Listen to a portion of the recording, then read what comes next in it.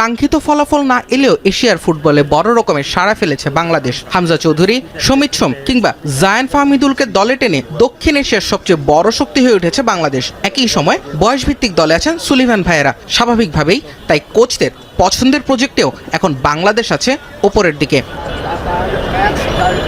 বাফুফের coach নিয়োগ প্রক্রিয়াতেই মিলেছে সেই আভাস। হ্যাভিয়ার ক্যাব্রেরাকে বিদায়ের পর গত 2 সপ্তাহে জমা পড়েছে 250 এর বেশি আবেদন। বাফুফের সহসভাপতি ফাহাদ করিম নিশ্চিত করেছেন এমন তথ্য। ইউরোপের শীর্ষ কিছু দেশ থেকেও জমা পড়েছে সিভি, যেখান থেকে প্রাথমিক বাছাই করছে বাফুফে। 250 প্লাস এটা আমাকে বলেছে। ইউরোপের বেশ কিছু হাই প্রোফাইল ফুটবলিং কান্ট্রির ভালো মানের কোচ অ্যাপ্লাই করেছেন।